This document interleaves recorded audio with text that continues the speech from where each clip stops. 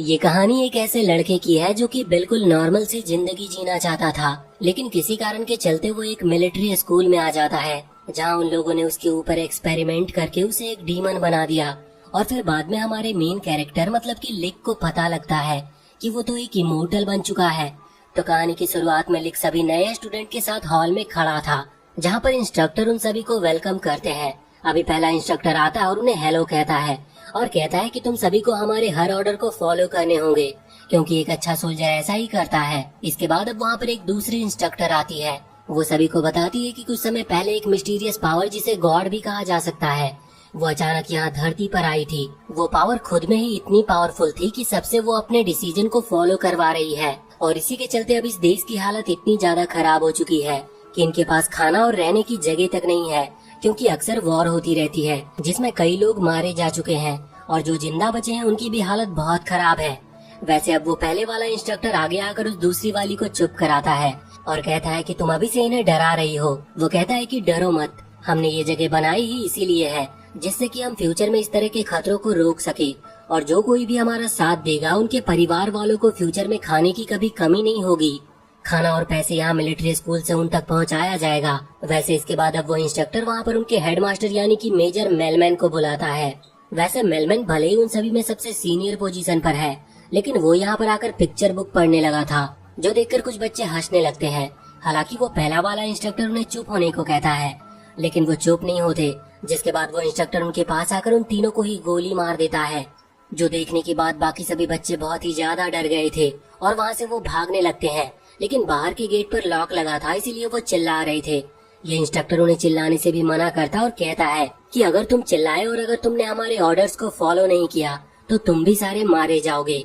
लेकिन अब इतने में ही हम वहाँ पर स्टेज पर देखते हैं कि लिक वहाँ पर पहुँच चुका था और उसने एक लकड़ी लेकर मेलमैन की गर्दन पर रख दी थी। इस पर वो इंस्ट्रक्टर कहता है कि तुम ऐसा नहीं कर सकते, लेकिन लिक बिल्कुल भी घबरा नहीं रहा था। वो कहता है कि अगर तुमने मेरे दोस्तों को कुछ भी किया तो मैं कुछ भी कर सकता हूँ। हालांकि इससे मेलमैन हंसने लगता है और वो लिक का हाथ पकड़कर उससे कहता है कि इस मामूली सी लकड़ी से तुम मेरा कुछ भी नहीं बिगाड़ सकते। और वो उसे तरीके बताने लगा था कि किस तरह से किसी की गर्दन को पकड़कर किसी को मारा जा सकता है। साथ ही ऐसा करते हुए वो ये भी कहता है कि अगर तुम एक मौके में मुझे नहीं मार पाए तो तुम्हारे सारे दोस्त मारे जाएंगे, लेकिन अगर तुम मुझे मार देते हो तो सब अपनी जान बचा लेंगे। ये सुनकर लिक ने अपने हाथ टाइट कर लिए थे, लेकिन वो उसे मार नहीं पाता और दूर हट जाता है। और इसके बाद वो कहता है कि नहीं, मैं तुम्हें नहीं मार सकता, लेकिन गलती मैंने की है तो अब सजा मुझे ही मिलनी चाहिए। ये सुनते हुए मेलमैन खड़ा हो गया था। वो कहता है कि अगर तुम ऐसा ही चाहते हो तो ठीक है। वो यहाँ पर अपनी एक डार्क एनर्जी का यूज करता है, जिसे देखते हुए बाकी सारे स्टूडेंट घबरा रहे थे, लेकिन लिक जैसा खड़ा था वो वैसा ही खड़ा रहता है। उसे बिल्कुल भी डर नहीं लग रहा था, जो देखकर बाकी सारे इंस्ट्रक्टर हैरान थे। हालांकि इसके बाद वो दूसरी इंस्ट्रक्टर वहाँ पर आकर मेलमैन को रोक देती है और इस इंस्ट्रक्टर का नाम फिरेंडा था। वैसे वहाँ नीचे हम देखते हैं कि जिन स्टूडेंट्स को गोली लगी थी अब वो भी उठ गए थे, क्योंकि उन्हें सिर्फ पेंट बुलेट्स लगी थी। यहाँ पर ऐसे ही किसी को जान से नहीं मारा जा सकता है, और जिसने वो गोली चलाई थी उस इंस्ट्रक्टर का नाम एलन है। वो सभी से कहता है कि ये सब सिर्फ मैंने तुम्हें सबक सिखाने के लिए किया, क्योंकि वॉर में अगर तुम हंस रहे होगे या फिर तुम्हारा ध्यान सामने नहीं होगा तो तुम सच में मारे जाओगे। वैसे अब अगले सीन में हम देखते हैं कि मेलमैन ने एलन को अपने केबिन में बुलाया था, जहाँ वो उससे कह रहा था कि उसे लिक में थोड़ा इंटरेस्ट है, मतलब वो आगे जाकर एक अच्छा मिलिट्री ऑफिसर बन सकता है। हालांकि यहाँ पर एलन कहता है कि उसे एक दूसरा लड़का पसंद आया है। असल में उसने जब बाकी स्टूडेंट के ऊपर गन पॉइंट की थी तभी एक समुराई लड़का आगे आकर अपनी तलवार से इसकी गन को दूर हटा दिया था, जिस वजह से एलन थोड़ा इम्प्रेस था उससे। हालांकि शुरुआत में ये डिसीजन ले लेना कि किसी स्पेशल कोर्स के लिए चुना जाना है ये गलत होगा, इसीलिए मेलमैन कहता है कि अभी हमें नॉर्मल सब कुछ चलने देना चाहिए। अब अगले सीन में हम देखते हैं कि सारे स्टूडेंट क्लास में थे। उसी दौरान वहाँ पर मेलमैन आता है और बताता है कि उनका पहला स्पेशल टेस्ट आज से शुरू हो रहा है। ये टेस्ट 3 दिन का होगा और इसके लिए सभी को 2-2 स्टार्स दिए जाएंगे। इन स्टार्स का प्लस पॉइंट ये है कि अगर कोई भी इन 3 दिनों में 10 स्टार कलेक्ट कर लेता है तो उसे डायरेक्ट मिलिट्री ऑफिसर बना दिया जाएगा, जिसके बाद उनके पेरेंट्स और उनके परिवार वालों को खाना और पैसा सब यहाँ मिलिट्री स्कूल से ही जाएगा। अब ये सुनने के बाद सभी लोग बहुत ही ज्यादा खुश हो गए थे। हालांकि सभी को 2 स्टार दिए जा रहे हैं और 3 दिन के अंदर उन्हें 8 स्टार और चाहिए, इसीलिए काफी सारे बच्चे पूछते हैं कि आखिर वो स्टार कलेक्ट कैसे करेंगे, जिस पर मेलमैन कहता है कि वो काम करके ये स्टार कलेक्ट कर सकते हैं, लेकिन ये प्रोसेस बहुत लंबी होगी, इसीलिए उन्होंने रूल्स हटा दिए हैं। इसीलिए अगर कोई फोर्स के थ्रू स्टार्स छीनना चाहे तो वो ऐसा कर सकता है। वैसे अब सभी को 2-2 स्टार दे दिए जाते हैं, लेकिन जब आखिरी में लिक का नंबर आता है तो मेलमैन कहता है कि उसके पास अब स्टार्स नहीं बचे हैं। लिक के पास 3 दिन का टाइम है, अगर वो 2 स्टार कलेक्ट कर लेता है तो वो यहाँ पर मिलिट्री स्कूल में रह पाएगा, क्योंकि 3 दिन के बाद अगर किसी के पास एक भी स्टार नहीं हुआ तो उसे एलिमिनेट कर दिया जाएगा और उसकी जर्नी यहीं पर खत्म हो जाएगी। अब मेलमैन के वहाँ से जाने के बाद सभी स्टूडेंट लिक के लिए चिंता कर रहे थे, लेकिन लिक कहता है कि उन्हें चिंता करने की जरूरत नहीं, क्योंकि वो तो वैसे भी यहाँ पर सोल्जर बनने के लिए नहीं आया था। अब ये सुनते हुए वहीं पर खड़ा एक लड़का ताकाकाजी कहने लगता है कि शायद तुम्हें मेरी ग्रैंड मदर ने भेजा है, जिस पर लिक हाँ करता है। अब इसके बाद सभी को जानने को मिलता है कि असल में ताकाकाजी की ग्रैंड मदर नहीं चाहती कि ताकाकाजी एक सोल्जर बने, इसीलिए उन्होंने लिक को यहाँ पर भेजा है, जिससे कि वो उसे स्कूल से निकालकर वापस ले जा सके। लिक कहता है कि उसे इसका कारण नहीं पता कि आखिर ताकाकाजी एक सोल्जर क्यों बनना चाहता है, लेकिन ताकाकाजी ने मन बना लिया था कि वो यहाँ से नहीं जाएगा।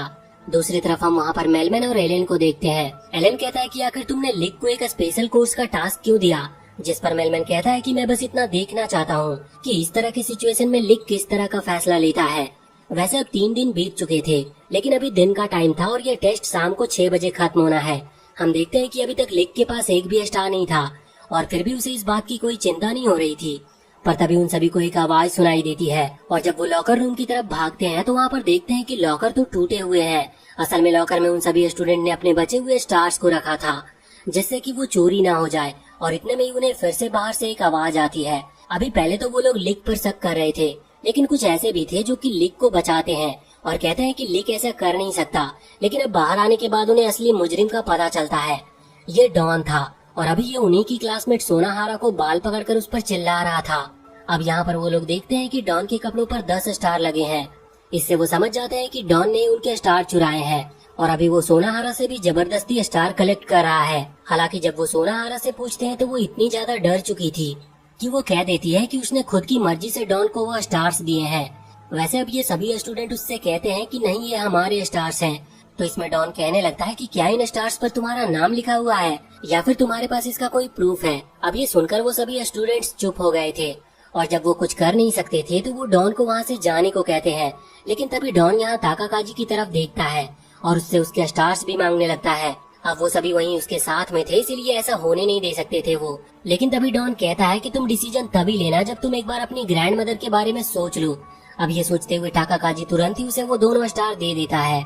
अभी कुछ लोगों को ये चीजें समझ में नहीं आई थी, लेकिन बाद में उन्हें पता चलता है कि असल में ताकाकाजी की ग्रैंड मदर जो डोजो चलाती है, वो डोजो असल में डॉन की फैमिली ओन करती है और इसीलिए अगर डॉन गुस्सा हुआ तो उसकी फैमिली ताकाकाजी की ग्रैंड मदर से उस डोजो को छीन लेगी और वही उनका आखिरी सोर्स ऑफ इनकम है। वैसे अब जब डॉन वहाँ से चला जाता है तो इसके बाद सारे क्लासमेट अपने एक एक स्टार एक दूसरे को देने लगते हैं, क्योंकि उन्होंने जो लॉकर में स्टार्स रखे थे वो एक एक्स्ट्रा स्टार थे जो उन्होंने कलेक्ट किए थे।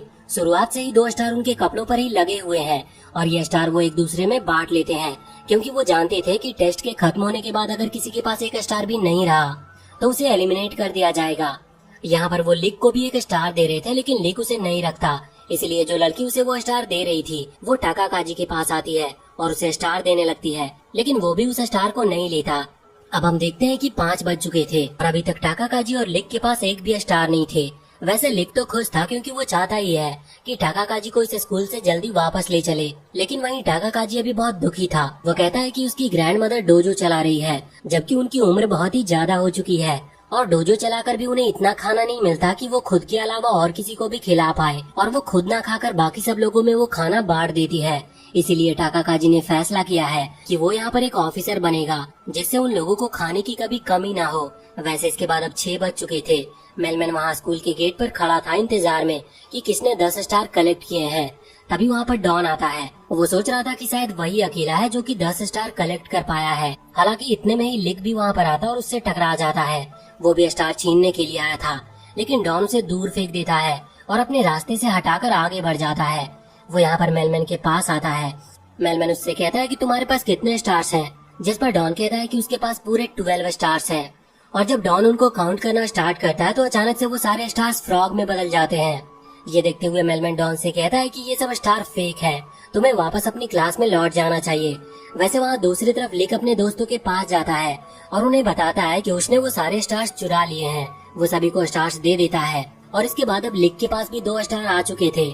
लिक वहाँ पर कहता है कि मुझे ताकाकाजी की ग्रैंड मदर ने भेजा था और मैं नहीं चाहता कि टाकाकाजी एक मिलिट्री ऑफिसर बने, लेकिन मैं उसे इस स्कूल में तो रहने दे ही सकता हूँ, क्योंकि इससे उसकी ग्रैंडमदर को कोई तकलीफ नहीं होगी। और वैसे भी जब तक वो लोग यहाँ स्कूल में हैं, तब तक उनके परिवार वालों को वैसे भी खाना और पैसे मिल ही रहे हैं। वैसे इसके बाद हम देखते हैं कि अभी सारे स्टूडेंट अगले टास्क के लिए एक जंगल में आए थे।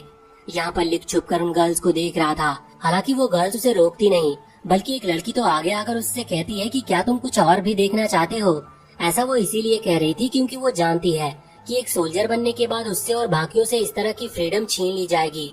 हालांकि इस बात से लिक थोड़ा सीरियस हो जाता है। वो पहले अपने जैकेट उतार कर उसे देता और फिर आगे आकर बाकी सभी से कहता है कि क्या सच में वो लोग एक सोल्जर बनने के लिए इतने एक्साइटेड हैं। लिक का मानना है कि एक सोल्जर बनना गलत है, क्योंकि इसके बाद उन्हें शांति के लिए कई लोगों की जान लेनी पड़ेगी।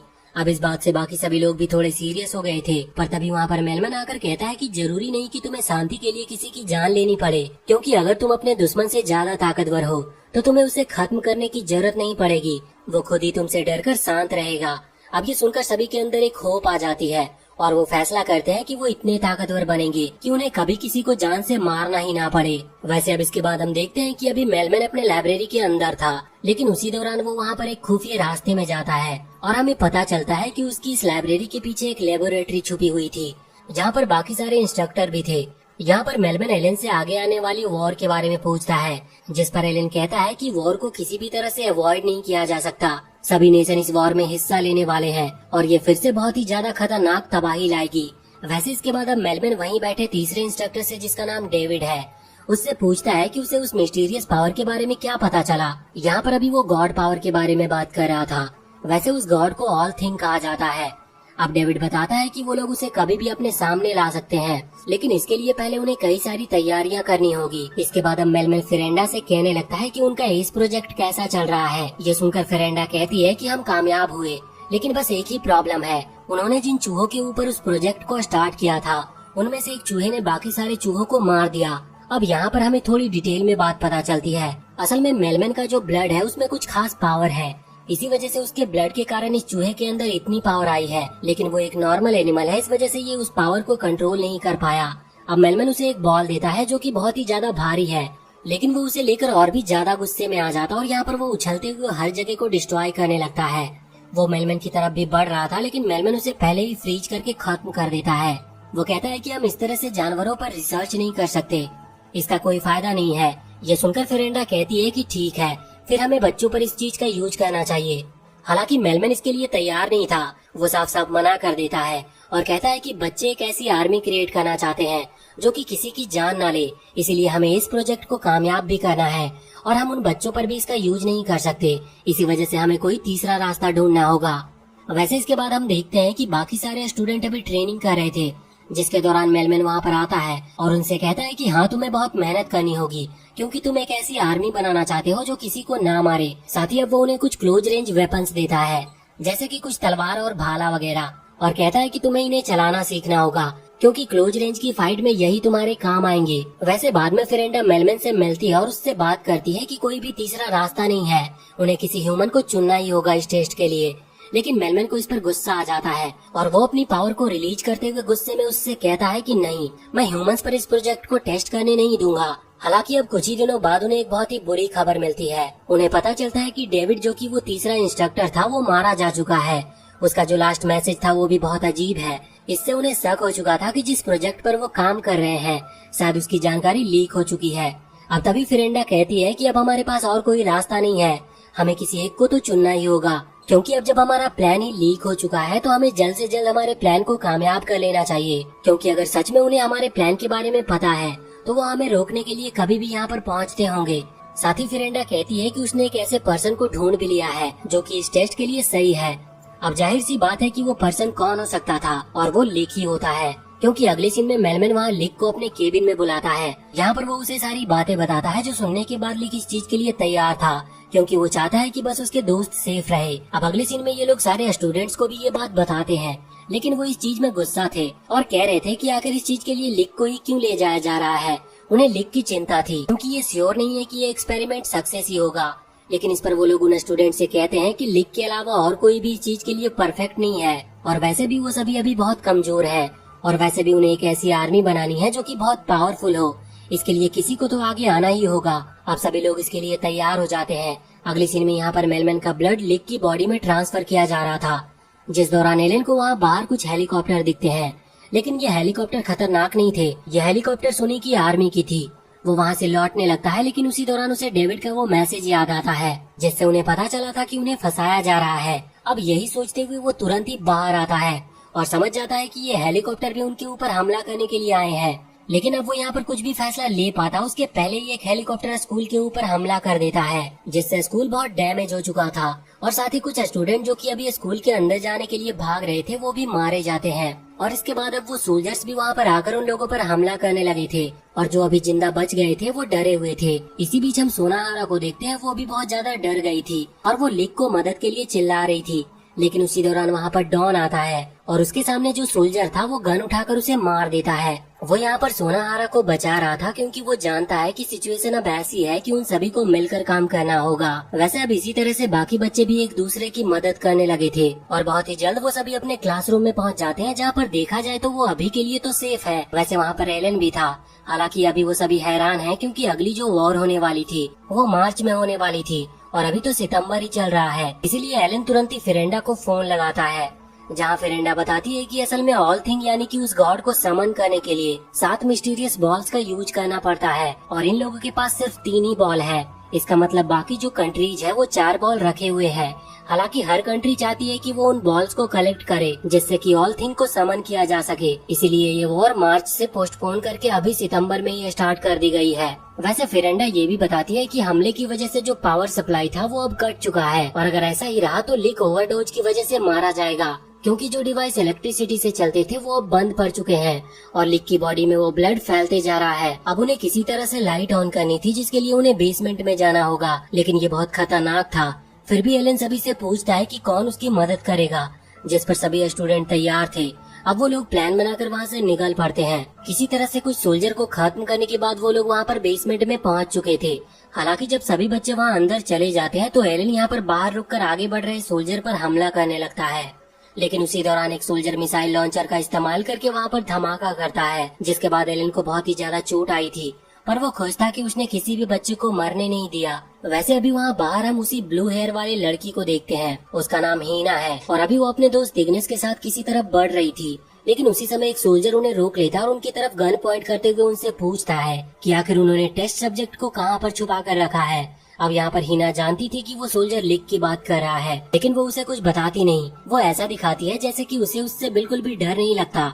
हालांकि अंदर ही अंदर वो बहुत ही ज्यादा डरी हुई थी और वो लिक को मदद के लिए बुला रही थी। वैसे वहीं हम अब दूसरी तरफ देखते हैं कि पावर सप्लाई फिर से लौट चुकी है।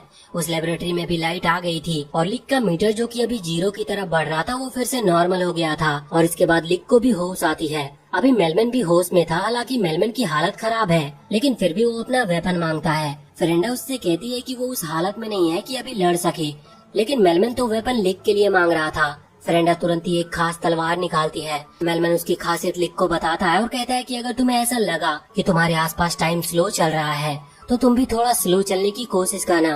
अब लिक बात मान जाता है और वो उस तलवार को लेकर वहाँ से आ जाता है। अब यहाँ पर वो सोल्जर जब हीना और इग्नस पर गोली चलाने ही वाला था तभी वहाँ पर एक धमाका होता है और वहाँ पर लिक की एंट्री होती है। वैसे लिक की बॉडी में अच्छी चीज ये हुई थी कि इस पूरे प्रोसेस के बाद उसके बाल व्हाइट कलर के हो चुके हैं, जिसका कारण उसे भी पता नहीं है। वैसे अब उसे यहाँ देखते ही इन लोगों ने गोली चलाना शुरू कर दिया था, लेकिन लिक के आसपास टाइम सच में स्लो हो जाता है और लिक धीरे धीरे उन सभी बुलेट्स को वहाँ से हटा देता है। हालांकि उसी दौरान उसकी नजर अपने उन दोस्तों पर पड़ती है जिनकी हालत बहुत ही ज्यादा खराब थी। उन्हें देखकर लिक ने अपने ऊपर से कंट्रोल हटा दिया था और वो बहुत गुस्से में था और अपने गुस्से में ही वो हमला करने लगता है। हम देखते हैं कि वो हेलीकॉप्टर्स जो कि हवा में अभी एक ही जगह पर रुके हुए हैं, लेकिन उन पर भी हमला करके उन्हें डिस्ट्रॉय कर देता है और साथ ही अपनी उस तलवार से यहाँ बाकी सभी सोल्जर को भी बहुत ही जल्दी हरा देता है। हालांकि उसने तलवार को म्यान से बाहर नहीं निकाला था, इसका मतलब वो यहाँ पर किसी की जान नहीं लेता। अब इस सब के बाद वो बहुत खुश था, साथ ही उसके दोस्त भी बहुत ही खुश थे। कुछ लड़कियों का तो उसके ऊपर क्रश भी आ गया था। लेकिन अब तभी वो वहाँ सोल्जर का लीडर खड़ा होता है और कहने लगता है कि अभी तक वो हारा नहीं है। उन सभी की बॉडी पर कुछ बम लगे हुए थे जिनकी बटन उस सोल्जर के हाथ में थी और वो उसे प्रेस करने ही वाला था, लेकिन तभी लिक आगे बढ़कर उसे रोक देता है और उस डिवाइस को ही डिस्ट्रॉय कर देता है। हालांकि लिक उनसे कह रहा था कि अब वो वहाँ से जा सकते हैं क्योंकि वो हार चुके हैं, लेकिन वो सोल्जर का लीडर मानने को तैयार ही नहीं था।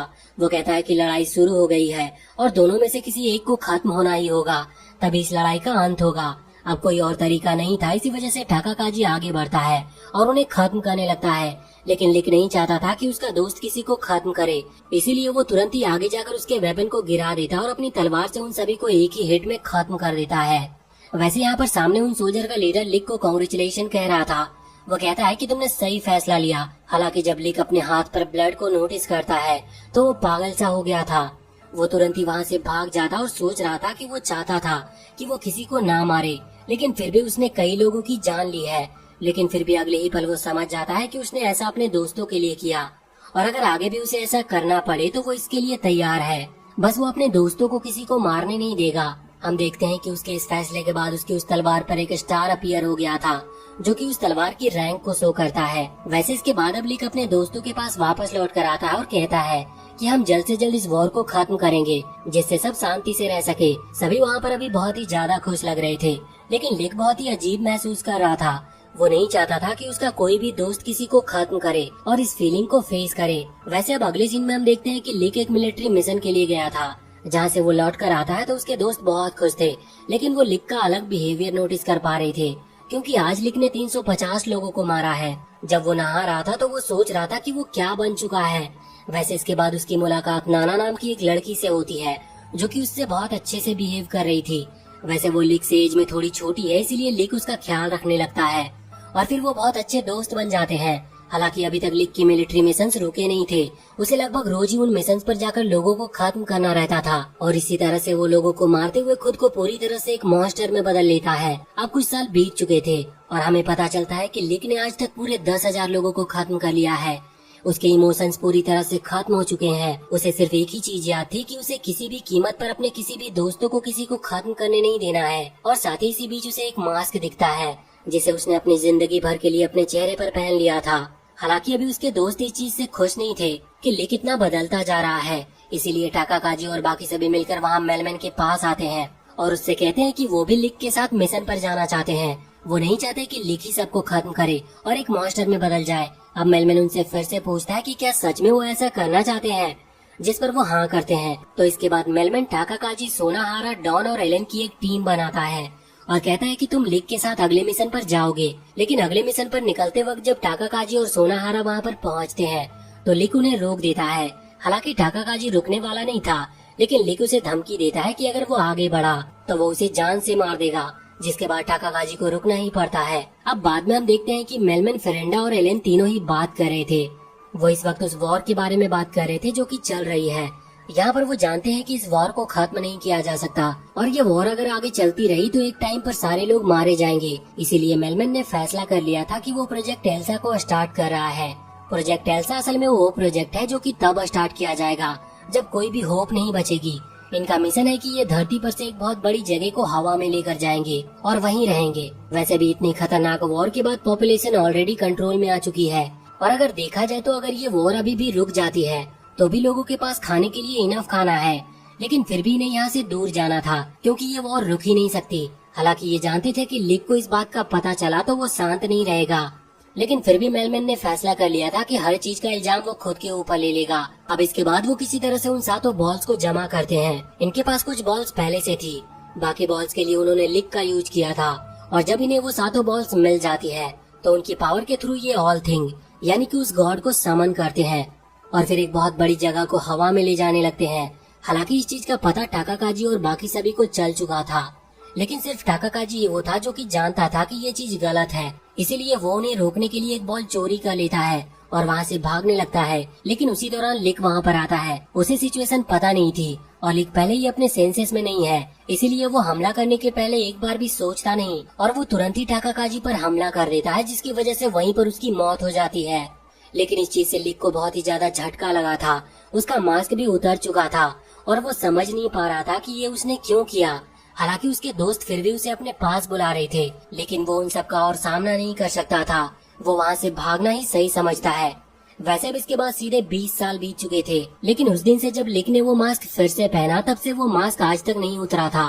इन 20 सालों में सिर्फ नाना ही वो लड़की थी जो कि अभी तक लिक के कांटेक्ट में है। बाकी और किसी से वो बात तक नहीं करता था। इसी तरह से अब 50 साल बीत जाते हैं। नाना को उम्मीद थी कि एक दिन लिक के चेहरे से वो मास्क उतारेगा, लेकिन ऐसा होता नहीं और धीरे धीरे 100 साल, 200 साल और 300 साल बीत जाते हैं। 300 साल में एल्सा बहुत ग्रो कर चुकी है। एल्सा असल में उस पूरी जगह का नाम है जिस जगह को मेलमैन और बाकियों ने ऑल थिंग यानी कि उस गॉड की मदद से क्रिएट किया था। यहाँ के रूल्स पूरी तरह से बदल चुके हैं, लेकिन इन चीजों का अभी हमें पता नहीं और ये सब हम आगे जानेंगे। और दूसरी चीज ये है कि धरती पर जो बाकी जगह थी वहाँ पर जितना भी खाना था, मेलमैन और बाकी सभी उस खाने को ऊपर ले आए जिससे कि वहाँ के लोग जिंदा रह सके। हालांकि लेक इस प्रोजेक्ट से बिल्कुल भी खुश नहीं था और 300 साल बाद अब वो फैसला करता है कि वो एल्सा की पूरी आर्मी को खुद अकेले हराएगा। हालांकि इसके बाद सीन चेंज होता और हम एक छोटी बच्ची को देखते हैं जो कि अभी रो रही थी क्योंकि उसकी मदर को कोई मिस्टीरियस चीज किसी डार्क हॉल के अंदर खींच रही है। लेकिन उस डार्क हॉल में पूरी तरह से जाने से पहले उस लड़की की मदर उसे वो मिस्टीरियस बॉल देती है और कहती है कि तुम इसको ढूंढो और उसे जाकर ये बॉल दे देना। वैसे इस छोटी सी बच्ची का नाम हमें हीना पता चलता है। हालांकि हम जानते हैं कि हीना लिक की मिलिट्री स्कूल में भी थी, पर ये शायद दूसरी है या फिर इसका कारण क्या है ये शायद हमें आगे जाकर पता चल सकता है। वैसे अब इसके बाद पूरे 5 साल बीत चुके थे। हम देखते हैं कि हीना वहाँ सिटी में पहुँचती है जहाँ भी कुछ देर के लिए वो रुक गई थी। उसकी मुलाकात 2 और लड़कियों से होती है। वो लड़कियाँ उससे पूछती है कि आखिर वो जा कहाँ रही है, जिस पर हीना कहती है कि वो लेजेंडरी एज को ढूंढने निकली है। हालांकि वो लड़कियाँ इस बात पर बिल्कुल यकीन नहीं करती क्योंकि लेजेंडरी एज 300 साल पहले हुआ करता था। उनके हिसाब से अब वो इस दुनिया में नहीं है। हालांकि इतने में ही वहाँ पर एक अजीब सा आदमी आता है। वैसे ये लिखी था। अब 300 साल बीत चुके हैं लेकिन उसने फिर भी अपने चेहरे से वो मास्क हटाया नहीं है। वो यहाँ हीना के पास आकर उससे पैसे और खाने के लिए कुछ खाना मांग रहा था, लेकिन ऐसा करने का तरीका उसका बहुत अजीब था जिससे डरकर हीना वहाँ से भागने लगती है। हालांकि तभी वहाँ पर नाना की एंट्री होती है जो कि अब एक परफेक्ट वुमेन बन चुकी है। वो यहाँ पर लिक को दूर हटा देती है और इसके बाद वो हीना से पूछती है कि आखिर वो कौन है क्योंकि उसने पहले उसे कभी टाउन में देखा नहीं है। तो इस पर हीना बताती है कि उसका नाम हीना है और वो माउंटेन की तरफ से आई है। वैसे वो इस तरह की सिटी की एरिया से बहुत दूर रहती है और इसीलिए उसे यहाँ के बारे में ज्यादा कुछ पता भी नहीं है। हीना उसे बहुत सी चीजें बताती है और इसी बीच वो उसे नंबर सिस्टम के बारे में भी बताती है। वो कहती है कि सभी की बॉडी पर कुछ नंबर लिखे हैं, ये उनकी पावर को शो करता है। हर किसी को कुछ न कुछ टास्क मिला होता है जिससे उनके नंबर बढ़ते हैं और अगर कोई ज्यादा नंबर कलेक्ट कर ले तो वो दूसरे कम नंबर वाले को ऑर्डर भी दे सकता है। नाना कहती है कि उसके चेस्ट पर जो नंबर लिखे हैं वो इस चीज को शो करते हैं कि उसे कितनी बार लोगों ने खाने के लिए थैंक्स कहा है क्योंकि उसकी एक शॉप है। और इसके बाद अब वो हीना से भी उसके नंबर के बारे में पूछती है, जिसके बाद हीना अपनी थाई पर लिखे हुए नंबर उसे दिखाती है। वहाँ पर 400 से भी ज्यादा नंबर लिखे हुए थे जो देखने के बाद नाना हैरान हो जाती है। हालांकि तभी लिक वहाँ पर आता और उन नंबर को करीब से देखने की कोशिश करता है, लेकिन वो उसे वहाँ से दूर फेंक देते हैं और साथ ही बाकी गर्ल्स भी उसे वहाँ से दूर फेंक रही थी। नाना कहती है कि ये इसी तरह से अजीब बिहेव करता है, इसीलिए कोई इससे बात तक नहीं करता। हालांकि नाना अब हीना को बताना शुरू करती है कि ये जो हायर नंबर होते हैं ये थोड़े रिस्की होते हैं क्योंकि और भी ज्यादा हायर नंबर वाले लोग तुमसे तुम्हारे नंबर लेने की कोशिश करेंगे। वैसे वो ये भी कहती है कि मुझे माफ करना, तुम छोटी हो, मैं तुम्हें डरा नहीं रही थी। साथ ही वो पूछती है कि आखिर तुम्हें ये नंबर कैसे मिले, मतलब तुम किस चीज के लिए नंबर काउंट करती हो। तो हीना बताती है कि वो स्टेप्स काउंट करती है। ये सुनने के बाद नाना बहुत ही ज्यादा हैरान हो चुकी थी क्योंकि 100 किलोमीटर चलने के बाद एक काउंट बढ़ता है। इसका मतलब हीना अब तक 40,000 से ज्यादा किलोमीटर चल चुकी है। हीना बताती है कि हाँ ये सही बात है, वो 5 साल पहले अपनी जर्नी पर निकली थी क्योंकि उसकी मदर ने कहा है कि वो लेजेंडरी एस को ढूंढकर उसे उसकी मॉम की ये चीज दे। इस पर नाना कहती है कि उसे नहीं लगता कि लेजेंडरी एस अभी भी जिंदा है, पर हीना कहती है कि नहीं, मैं उसे ढूंढ कर रहूंगी, मुझे बस इतना पता है कि उसके पास एक व्हाइट स्टार है। हालांकि अब इतने में ही उस सिटी की आर्मी वहाँ पर आती है जिनके साथ उसका लीडर भी था। उस लीडर के चेहरे पर व्हाइट स्टार था। वो कहता है कि कहीं तुम मुझे तो नहीं ढूंढ रही। ये देखने के बाद हीना बहुत ही ज्यादा खुश हो गई थी क्योंकि वो इतनी दूर सिर्फ इसी के लिए चल कर आई थी। वो उसके पास आती है और वो लीडर उसे वहाँ से ले जाने लगता है। हालांकि नाना उसे रोकती है और उससे पूछती है कि वो बात यहीं पर क्यों नहीं कर लेता, लेकिन इस पर वो लीडर कहने लगता है कि ये मिलिट्री का काम है, तुम हमें इस तरह से परेशान नहीं कर सकती। और इसके बाद वो हीना को वहाँ से लेकर चला जाता है। हालांकि कुछ ही टाइम बाद हीना बहुत ही प्रॉब्लम में फंस चुकी थी क्योंकि वो उसे अकेले में ले जाकर उसके साथ फ्लर्ट करने की कोशिश कर रहा था। हालांकि तभी हीना उसे रोकती है और टॉपिक चेंज करने के लिए तुरंत ही वो मिस्टीरियस बॉल निकालकर उसे दिखाती है। हालांकि उस बॉल को देखने के बाद वहाँ पर हर कोई बहुत ही ज्यादा हैरान हो गया था। वो हीना से पूछते हैं कि क्या वो एक बैलेट होल्डर है। हालांकि हीना को इस बारे में कुछ भी ज्यादा पता नहीं था। अब वो उन सोल्जर का लीडर कहने लगता है कि ये मिस्टीरियस बॉल हमारे हवाले कर दो, पर हीना कहती है कि ये मेरी मदर की निशानी है और वैसे भी तुम मुझे ऑर्डर नहीं दे सकते क्योंकि मेरे स्टार्स तुमसे ज्यादा है। अब इस पर वो लीडर कहता है कि हाँ तुमने सही कहा, लेकिन बैटल के लिए सिर्फ यही चीज काफी नहीं होती। वो उसके ऊपर हमला करते हुए उस सोफा को डिस्ट्रॉय कर देता और हिना को वहाँ से बाहर लेकर आता है, जहाँ वो उसकी तरफ तलवार करते हुए कह रहा था कि वो उसे जान से मार देगा। और साथ ही इसी बीच वो उसके स्टार्स भी ले लेता है, जिसके बाद हिना के पास सिर्फ एक ही स्टार बचा हुआ था। वैसे हिना उससे पूछती है कि वो ऐसा क्यों कर रहा है, क्योंकि वो तो एक लेजेंडरी एस है। लेकिन वो लीडर कहता है कि लेजेंडरी एस 300 साल पहले हुआ करते थे और वो अब तक कभी का मारा जा चुका होगा। तुम्हें इस तरह की कहानियों पर विश्वास नहीं करना चाहिए। और इसके बाद वो अपने चेहरे पर से उस व्हाइट स्टार को हटाता है और कहता है कि ये तो बस नकली स्टार है। साथ ही अब वो हिना पर हमला करके उससे वो बॉल लेने वाला था, लेकिन उसका अटैक हिना को लगे इसके पहले ही लिक वहाँ पर आ जाता है और उसके हमले को रोक लेता है। लिक के जो स्टार्स हैं वो उसके हाथ पर है। असल में वो नंबर ही स्टार काउंट को बताते हैं। लिक के पास माइनस में 999 स्टार्स थे। इस वजह से सभी बहुत ही कमजोर समझते थे उसे। लेकिन कमाल की बात ये थी कि 0 स्टार होते ही चाहे वो कोई आदमी क्यों ना हो, वो अपने आप ही मारा जाता है और उसी तरह से डार्क होल में चला जाता है जिस तरह से हिना की मदर गई थी। वैसे अब यहाँ पर वो लीडर लिक के साथ फाइट करने लगा था, लेकिन उसी दौरान उसके वो साथी सोल्जर उसे थोड़ी वार्निंग देते हैं और कहते हैं कि लिक के हाथ पर माइनस में स्टार्स हैं, लेकिन फिर भी वो मरा नहीं। इसका मतलब जरूर उसमें कुछ अजीब है। ये सुनकर वो लीडर रुक गया था और अब इसके बाद वो वहाँ से जंप करते हुए यहाँ हिना के पीछे आ गया था। तो उससे कहता है कि तुम्हें अब लेजेंडरी एस को ढूंढना बंद कर देना चाहिए क्योंकि वो एग्जिस्ट नहीं करते। हालांकि अब लिक का मास्क 300 साल में बहुत ही कमजोर हो चुका था और अब इतनी ज्यादा मूवमेंट करने की वजह से वो डिस्ट्रॉय हो जाती है। साथ ही यहाँ पर अब लिक की तलवार भी सामने आ गई थी जिस पर उसके स्टार काउंट लिखे हुए थे। उसके पास टोटल 5700 स्टार्स हैं और साथ ही उसकी तलवार पर वो व्हाइट स्टार भी बना हुआ था, जिसे देखकर हिना समझ जाती है कि असल में लिक ही वो लेजेंडरी एस है। वैसे अब लिक ने हिना को उठा लिया था और वो वहाँ से उसे ले जाने वाला था, लेकिन वो लीडर अभी भी उसे रोकना चाहता था। पर लिक की पावर इतनी ज्यादा है कि लिक अगर कहीं पर पैर भी रखता तो उसके धमाके से ही उस लीडर को इफेक्ट पड़ता है। वो जानता था कि वो लिक को हरा नहीं सकता। वैसे अब जाने से पहले लिक हिना से वो मिस्टीरियस बॉल छीन लेता है और उसके बदले उसे वो एक डॉल देकर चला जाता है।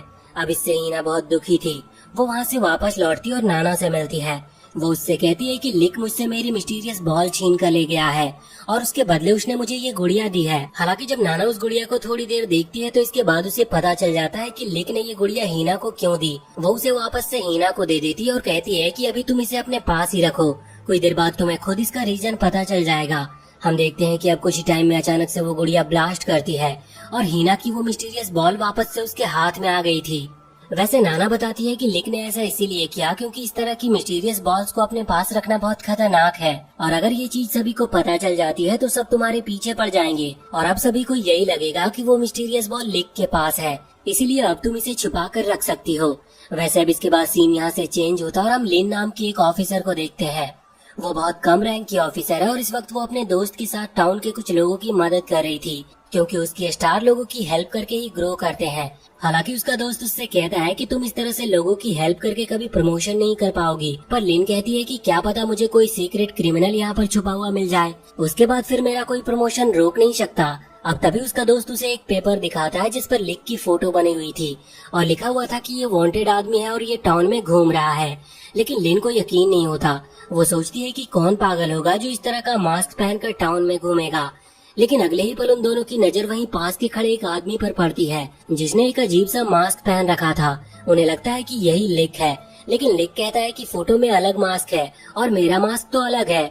अब ये दोनों ये बात मान भी लेते और वहाँ से जाने लगे थे, लेकिन तभी लिक मास्क उतार कर उन्हें बताता है कि असल में वो वही लड़का है जिसकी वो फोटो है। इसके बाद वो वहाँ से भागने लगता है। ये लोग अभी उसका पीछा कर रहे थे, लेकिन यहाँ पर अचानक से लिक को कुछ अजीब सा महसूस होता है और वो रुक गया था। लिन को लग रहा था कि वो उसे पकड़ लेगी, लेकिन लिक उसे रुकने को कह रहा था और जब लिन नहीं रुकती तो लिक उसकी तरफ भागता और उसे वहाँ से दूर हटा देता है क्योंकि लिक समझ गया था कि जमीन के नीचे कुछ ट्रैप्स बिछे हैं। हालांकि इससे लिन तो बच गई थी, लेकिन उन ट्रैप्स में लिक फंस चुका था। वैसे इसके बाद अब वहाँ पर कुछ आर्मी के सोल्जर्स आते हैं जिनके साथ उनका लेफ्टिनेंट जनरल भी था। वैसे ये ट्रैप उन्होंने लिक को पकड़ने के लिए ही लगाए थे। हालांकि लिक वहाँ से भागने लगा था, जो देखकर लेफ्टिनेंट उसे पकड़ने की कोशिश करता है। उस लेफ्टिनेंट के पास बहुत ही काम की पावर है। वो जमीन से बहुत सारी आयरन रॉड क्रिएट करता और उसके पास 900 स्टार्स है। इसी वजह से वो एक लेफ्टिनेंट है। हालांकि लिक उसी दौरान महसूस कर लेता है कि लेफ्टिनेंट के पास सिर्फ 900 स्टार्स नहीं हो सकते, वो इससे कहीं ज्यादा ताकतवर है। और तभी हम देखते हैं कि लेफ्टिनेंट लिक को रोकते हुए उसके आसपास एक आयरन प्रिजन क्रिएट कर देता है। उसने ऐसा इसीलिए किया था जिससे कि लिक वहाँ से भाग ना पाए, और अब वो दोनों कैद हो चुके थे।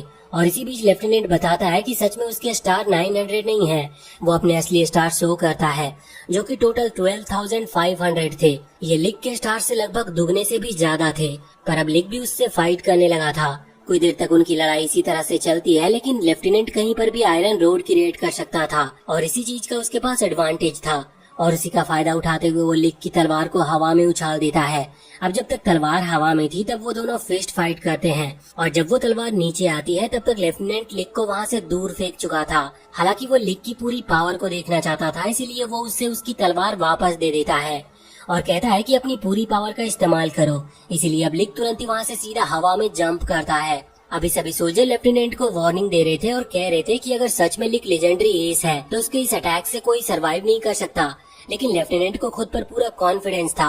हालांकि वो ये भी नोटिस करता है कि लिक हवा में उड़ नहीं रहा है, बल्कि उसने सिर्फ बहुत ऊंची छलांग लगाई है। इसीलिए अब वो उसकी तरफ बहुत सारी आयरन रॉड फेंकने लगा था और साथ ही कुछ डेजर्ट्स भी क्रिएट करके फेंकता है, जिससे लिक को प्रॉब्लम होती है और वो उन्हें डॉज नहीं कर पाता और वहाँ से नीचे आकर गिरता है। और अब इसी चीज का फायदा उठाते हुए लेफ्टिनेंट ने उसे कैद कर लिया था और अब वो उसे अपने साथ ले जा सकता था।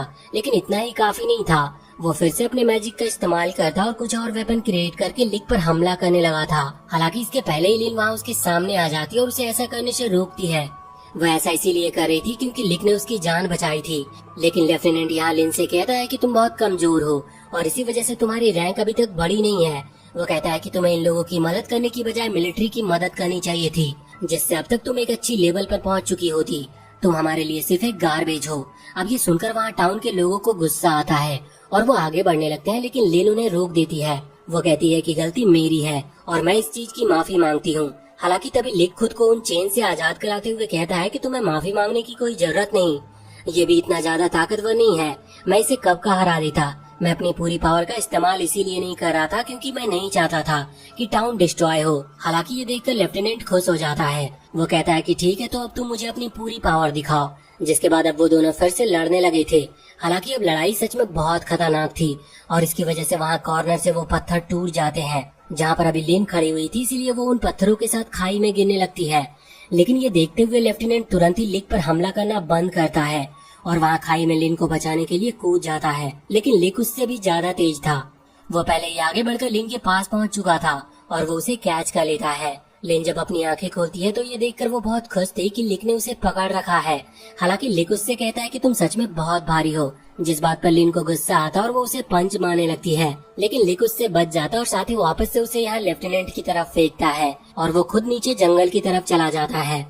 अभी लेफ्टिनेंट जानता था कि इस तरह से हवा में लड़ना बहुत मुश्किल है, इसीलिए उसे अभी लिक को जाने देना होगा। वो तुरंत ही ऊपर आता और ऊपर आने के बाद वो अपने आयरन की मदद से वहाँ जो भी चीजें टूटी थी और साथ ही लिन जिनकी भी मदद कर रही थी उनके लिए वो एक स्ट्रक्चर तैयार कर देता है।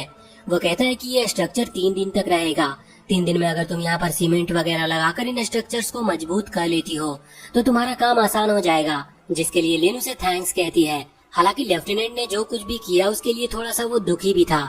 वो लिन से कहता है कि अगर तुम चाहो तो मेरे साथ अगले मिशन पर चल सकती हो। अब इस बात से लिन बहुत ही ज्यादा खुश हो चुकी थी। वैसे अगले सीन में हम देखते हैं कि लिक अभी वहाँ टाउन में घूम रहा था। उसी दौरान उसे लिन मिलती है और वो उसे थैंक्स कहती है। लेकिन जब लिक उसके करीब आता है तो लिन उसे हथकड़ी पहना देती है। वो कहती है कि तुमने मेरी मदद की थी, पर असल में हो तो तुम एक क्रिमिनल ही। और इतने में ही वहाँ पर लेफ्टिनेंट भी आ जाता है। लेकिन वो इस तरह से लिक को अपने साथ ले जाना नहीं चाहता था, वो उसे पकड़कर हराना चाहता था। इसीलिए वो तुरंत ही लिक से फाइट करने लगता है। उन दोनों की इस लड़ाई में यहाँ पर भी चीजें टूट रही थी, इसीलिए सही वक्त पर नाना वहाँ पर आती है और उन दोनों को रोक लेती है। अब अगले सीन में हम देखते हैं कि जब लेफ्टिनेंट को होश आता है तो वो अपने दोनों साथियों के साथ एक फाउंटेन के पास था। उसे याद आता है कि पिछले दिन जब वो लिक से फाइट करने के बाद नाना से मिला था तो नाना उसे एक पार्टी के लिए ले गई थी, जहाँ उन लोगों ने बहुत ज्यादा पी ली और उसी की वजह से यहाँ पर लेफ्टिनेंट बेहोश हो गया। हालांकि ये सिर्फ नाना का प्लान था। दूसरी तरफ हम देखते हैं कि लिक और उसका ग्रुप अब यहाँ से जा चुके थे, लेकिन लेफ्टिनेंट लिन और उसका वो दोस्त तीनों उनका पीछा करते हैं। हालांकि बीच से रास्ते अलग अलग हो चुके थे, इसीलिए लेफ्टिनेंट गलत डायरेक्शन में चला जाता है। हालांकि वहाँ से आगे बढ़ते वक्त उसे एक सोल्जर मिलता है जो कि बहुत बुरी हालत में था।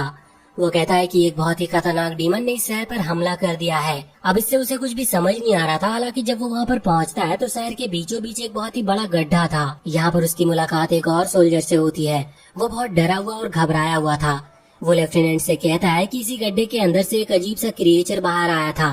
वो बहुत खतरनाक था और उसने इस धरती पर हमला करना शुरू कर दिया, जिससे कई लोग मारे गए। उसे कोई भी रोक नहीं पा रहा था। हमारे वेपन्स का उस पर कोई असर नहीं हो रहा था और यहाँ तक कि वो उड़ भी सकता था। हालांकि अब इस उड़ने वाली बात से लेफ्टिनेंट कुछ ज्यादा ही हैरान था, क्योंकि उनकी इस वर्ल्ड में कोई भी उड़ नहीं सकता था। और अगर कोई उड़ने के लिए प्रैक्टिस भी करे, मतलब कि कोई ऐसा डिवाइस बनाए जो कि उन्हें उड़ा सके, तो इस चीज पर भी बैन लगा हुआ है। लेकिन अब लेफ्टिनेंट उस सोल्जर से उस क्रिएचर के बारे में पूछता है कि वो दिखता कैसा था, जिस पर वो सोल्जर घबराते हुए बताता है कि वो इंसानों जैसा तो बिल्कुल नहीं था, वो एक डीमन था और उसकी बॉडी भी बहुत ही ज्यादा हार्ड थी। वैसे अब यहाँ पर जितने भी लोगों को चोट लगी है सभी वहाँ से दूसरे शहर में जाते हैं और लेफ्टिनेंट भी उनके साथ था, इसलिए वहाँ पर पहुंचकर उसकी मुलाकात लिक से होती है। उसे देखते ही वो हमला करने लगा था, लेकिन लिक उसके हमले को रोक लेता है। और साथ ही यहाँ पर नाना भी थी जो कि उनको फिर से शांत कराती है, क्योंकि वो फिर से उसके बिजनेस को डिस्ट्रॉय कर रहे थे। अब वो दोनों शांत होते हैं। वैसे यहाँ पर लेफ्टिनेंट लिक से पूछता है कि आखिर वो डीमन जैसी चीज क्या है जिसने दूसरे शहरों पर हमला किया। वो कह रहा था कि मैं जानता हूँ कि तुम कोई डीमन नहीं हो, लेकिन मुझे ये भी बताया कि तुम्हें उसके बारे में जरूर कुछ नॉलेज होगी। इस पर लिक कहता है कि नहीं, वो नहीं जानता। वैसे अब उनमें फिर से लड़ाई ना हो, इसीलिए नाना फिर से उन्हें ड्रिंक कराने लगी थी, लेकिन ज्यादा पी लेने के बाद वो नीचे गिर जाते हैं और उसी समय फिर से एक बहुत ही तेज आवाज सुनाई देती है। ये आवाज वैसे ही होल की थी जैसे उस दूसरे शहर में क्रिएट हुआ था। अब यहाँ पर भी एक होल क्रिएट हो चुका है। ये लोग तुरंत ही वहाँ उस जगह पर पहुँचते हैं। अभी वो सोल्जर जो कि पहले घबराया हुआ था, वो उस होल को देखते हुए बताता है कि ये सेम वैसा ही होल है और इसके अंदर से भी वही सेम आवाजें आ रही है जो कि उस दूसरे होल के अंदर से आ रही थी। ये सुनते हुए लेफ्टिनेंट तुरंत ही वहाँ से लोगों को भागने को कहता है और साथ ही अपने साथियों से सेल आगे करके उस होल को घेर लेने को कहता है। हालांकि अब लिक भी आगे आता है, लेकिन अब जब वो उस गड्ढे की आवाज को सुनता है तो वो भी घबरा गया था। वो सभी से कहता है कि सब लोग यहाँ से दूर हट जाओ। वैसे अब ये सुनने के बाद लेफ्टिनेंट समझ चुका था कि लिक को जरूर इस डीमन के बारे में कुछ तो पता है, इसीलिए वो उसकी कॉलर को पकड़ लेता है। लेकिन लिक कहता है कि मैं तुम्हें इसीलिए नहीं बता रहा था क्योंकि मुझे खुद भी यकीन नहीं हो रहा है। ये डीमन 300 साल पहले वॉर में मारा जा चुका था और अब इसका फिर से आना लगभग नामुमकिन था और मुझे नहीं पता कि ये फिर से कैसे आया है। हालांकि इतने में वो डीमन वहाँ बाहर आता है। वो खतरनाक था और सभी पर हमला कर रहा था, लेकिन जब कैमरा उस डीमन की तरफ जाता है तो हमें पता चलता है कि ये सिर्फ एक चॉपर है। चॉपर असल में हेलीकॉप्टर ही होते हैं, बस ये फाइट के लिए यूज किए जाते हैं। वैसे अब लिक सभी को वहाँ से दूर हटने को कहता है और इसके बाद अपनी कैप को भी हटा लेता है, जिससे सभी को उसके कंधे पर 3 स्टार्स दिख रहे थे। इसका मतलब है कि वो कर्नल की पोजीशन पर है, जो देखने के बाद लेफ्टिनेंट बहुत ही ज्यादा हैरान हो गया था, क्योंकि लिक उसका भी सीनियर था और साथ ही इससे वो ये चीज जरूर समझ गया था कि लिक ही असल में लेजेंडरी एस है। वैसे अब लिक जंप करते हुए उस हेलीकॉप्टर पर हमला करता है। जिस दौरान वो हेलीकॉप्टर यहाँ मिसाइल्स का यूज कर रहा था, वो उन मिसाइल को रोकते जाता है। उसी दौरान हम देखते हैं कि हीना वहाँ एक छोटे बच्चे को बचाने के लिए एक मिसाइल के सामने आ गई थी, लेकिन फिर लिक वहाँ पहुंचकर उस मिसाइल को भी डिस्ट्रॉय कर देता है। अब सभी के अंदर एक होप आ चुकी थी कि लिक उन्हें बचा लेगा, लेकिन इतने में ही जमीन से बहुत सारे शैडो हैंड्स निकलने लगते हैं। इस चीज को वो मिलिट्री सोल्जर ऑल थिंग्स कह रहे थे। हालांकि अब ऑल थिंग्स वहाँ उस हेलीकॉप्टर को पकड़ने की कोशिश करती है, जो देखकर यहाँ हीना पूछती है कि आखिर ये चीज है क्या और ये ऐसा कर क्यों रही है। तो इस पर लिन का दोस्त बताता है कि यही तो ऑल थिंग है और इसे दिखाई नहीं देता, इसीलिए इसके नजदीक जो कोई भी जाता है ये उस पर हमला कर देता है और वो उसे पकड़ने की कोशिश करती है। वैसे अब लिक आगे बढ़ रहा था तो ऑल थिंग उसे भी रोक रही थी, पर इतने में ही वहाँ पर लिक के पीछे कोई आकर उसके सर पर गन पॉइंट करता है और लिक जब पीछे मुड़कर देखता है तो उसे पता चलता है कि ये तो सोनोहारा है। लिक और नाना के अलावा भी उसे यहाँ पर कोई जानता नहीं था। अब जब लेफ्टिनेंट ये चीज पूछता है तो सोनाहारा उसी की तरफ गन करते हुए उसे शूट कर देती है। हालांकि फिर लिक वहाँ पर जाकर देखता है तो लेफ्टिनेंट को ज्यादा सीरियस डैमेज नहीं आया था। वैसे सोनाहारा नहीं चाहती थी कि उसकी आइडेंटिटी लीक हो, इसीलिए वो अब बाकियों पर भी फायरिंग करना शुरू कर देती है और इसमें कई लोग मारे भी जाते हैं। पर फिर सोनाहारा को रोकने के लिए लिक वहाँ हवा में आता है, पर वो उसे हक कर लेती और कहती है कि अब तो तुम खुश हो, मैं तुम्हारे कहने पर ही सभी को खत्म कर रही हूँ, तुम भी यही चाहते थे ना, और मैं सिर्फ तुम्हारा सपना ही तो पूरा कर रही हूँ। हालांकि लिक उसे रुकने को कहता है और किसी तरह से खुद को छुड़ाता है, लेकिन सोनाहारा यहाँ फिर से फायरिंग करना शुरू कर देती है। अब लिक उसे रोकने के लिए आगे बढ़ रहा था, इसीलिए वो लिक की तरफ भी फायरिंग करती है, लेकिन लिक उसकी बुलेट्स को डॉज कर रहा था। पर सोनाहारा की पावर है कि वो जो बुलेट शूट करती है वो अपनी डायरेक्शन अपने आप ही चेंज कर सकती है। जिस वजह से वो लिक के सामने आ गई थी और लिक को नीचे गिरा देती है। वैसे अब यहाँ पर हीना लिक की तरफ आगे बढ़ रही थी, ये देखने के लिए कि उसे ज्यादा चोट तो नहीं आई। पर तभी सोनाहारा के कुछ आदमी आकर उन सभी के ऊपर गन पॉइंट कर लेते हैं और उन्हें हॉस्टेज बना लेते हैं। यहाँ पर सोनाहारा ने लिक को भी पकड़ लिया था और यहाँ पर लिक सोनाहारा को भी समझाता है कि वो उसे मारना नहीं चाहता, इसीलिए वो रुक जाए। पर सोनाहारा कहती है कि नहीं, वो झूठ कह रहा है, वो उसे मारना ही चाहता है, लेकिन अब वो कमजोर हो गया है। सोनाहारा चाहती थी कि पुराना वाला लिक फिर से लौटे और इसी के लिए वहीं पर खड़े एक छोटे से बच्चे को लिक के सामने लेकर आती है और अपने एक साथी से उसके सर पर गन पॉइंट कराती है। ये देखकर वो बच्चा रोने लगा था। हालांकि लिक उससे प्रॉमिस करता है कि तुम चिंता मत करो, मैं तुम्हें प्रोटेक्ट करूंगा। लेकिन सोनाहारा कहती है कि वो प्रॉमिस मत करो जो तुम कभी पूरा ही नहीं कर सकते, और इतना कहकर वो फायरिंग का ऑर्डर देती है और वहाँ से वो चली जाती है। लेकिन गोली चलने की आवाज तो आती है, लेकिन जब सोनाहारा पीछे मुड़कर देखती है तो वहाँ पर उसके सारे साथी मारे जा चुके थे और ये असल में लिक ही था जो कि अपनी स्पीड की मदद से सभी को खत्म कर रहा था। साथ ही वो बाकियों के ऊपर जिन्होंने गन पॉइंट करी थी उन सोल्जर्स को भी वो खत्म कर देता है और अपनी तलवार उठाकर यहाँ सोनाहारा के सामने आ गया था। अब उन दोनों के बीच में फाइट होने लगी थी। लेकिन जब भी कोई पावरफुल एस या फिर इस वर्ल्ड के पावरफुल लोग लड़ते हैं तो वो लड़ाई में अपने स्टार्स को दांव पर लगाते हैं और सेम ऐसा ही यहाँ पर होता है। अगर लिक जीतता है तो वो सोनाहारा के सारे स्टार्स रख सकता है और ऐसा ही सोनाहारा के साथ होगा। अब इसके बाद वो दोनों लड़ने लगे थे, जो देखकर यहाँ सभी घबरा रहे थे, खासकर हीना, क्योंकि उसने सोनाहारा के हाथ पर उसके स्टार्स काउंट कर लिए थे। सोनाहारा के पास टोटल 35,000 स्टार्स हैं, जबकि लिक के पास सिर्फ 5,700 स्टार्स थे। इसीलिए हीना को थोड़ा डर लग रहा था। लेकिन तभी लिन का दोस्त कहता है कि चिंता मत करो, मुझे लिक के स्टार्स असली नहीं लग रहे, क्योंकि लेफ्टिनेंट के स्टार लिक के स्टार से दुगने हैं। लेकिन फिर भी लिक ने उसे लगभग हरा ही दिया था। लिन का वो साथी कहता है कि उसके हिसाब से लिक अपनी असली पावर को छुपा रहा है।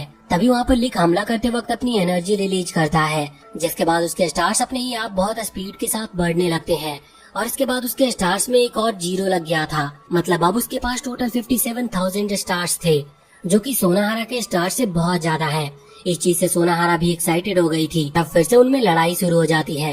हालांकि यहाँ पर नाना सभी को दूर हटने को कह रही थी, क्योंकि वो जानती थी कि अब लिक अपने सेंसेस में नहीं है और अब वो किसी पर भी हमला कर सकता है। और उसी समय वहाँ पर लिक के ऊपर उसका किलिंग इंटेंट भारी पड़ने लगता है। उसका ऑरा पूरी तरह से चेंज हो चुका था और अब उसकी स्पीड पहले से भी ज्यादा बढ़ गई थी। यहाँ सोनाहारा उसे देख नहीं पा रही थी, इस वजह से वो बहुत घबरा भी रही थी। हालांकि वो उसकी तरफ गोली चलाती है, जो कि अपने आप ही उसकी डायरेक्शन में बढ़ रही थी। लेकिन कुछ ही देर में वो गोलियां अपने आप ही बीच से कट करके नीचे गिर जाती है। साथ ही अभी लिक फिर से अपने ऑरा को रिलीज करते हुए पूरी स्पीड में उस पर हमला करते जा रहा था और लास्ट में वो उसे नीचे गिरा देता है, जिसके बाद सभी लोग नोटिस करते हैं कि सोनाहारा के स्टार काउंट लगभग आधे हो चुके हैं और ऐसा लिक के उसे हराने की वजह से नहीं था। नाना बताती है कि असल में कोई हायर पावर सोनाहारा को किसी ड्रग के थ्रू उसे कंट्रोल कर रही थी और उस ड्रग की पावर की वजह से सोनाहारा की पावर डबल हो गई। हालांकि अब नाना बताती है कि सोनाहारा बुरी नहीं है, वो सभी एसेस में सबसे काइंड पर्सन थी, इसी वजह से उसने आज तक किसी को मारा भी नहीं था। वैसे अब यहाँ लिक आगे बढ़ता और भले ही वो अपने सेंसेस में नहीं था, लेकिन वो सोनाहारा को पहचान रहा था। वो उसका नाम लेता है, लेकिन सोनाहारा उसे सूट कर देती है, क्योंकि उसे लग रहा था कि लिक उसका दुश्मन है। हालांकि तभी हीना वहाँ लिक के पास आती है, लेकिन लिक उसे दूर हटाता है, जो देखकर सोनाहारा को फिर से यही डाउट होता है और वो फिर से गोली चलाती है और हीना को वहाँ से भागने को कहती है। लेकिन अब लिक को भी अब गुस्सा आने लगा था, इसीलिए वो भी हमला करने लगता है। पर तभी लेफ्टिनेंट वहाँ सोनाहारा के सामने आकर लिक के हमले को रोक लेता है।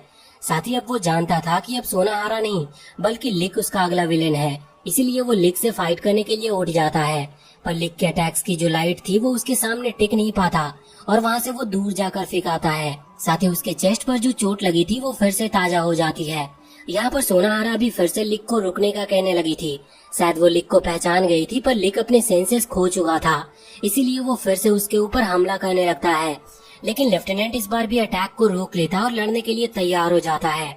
उसने यहाँ पर अपनी आयरन रॉड क्रिएट करके लिक को पहले ही दूर फेंक दिया था। साथ ही इसके बाद वो एक के बाद एक लिक पर कई सारे अटैक्स करके उसे फिर से नीचे गिरा देता है और उसके चेहरे पर से वो मास्क हटा देता है, जिसके बाद लिक नॉर्मल हो चुका था।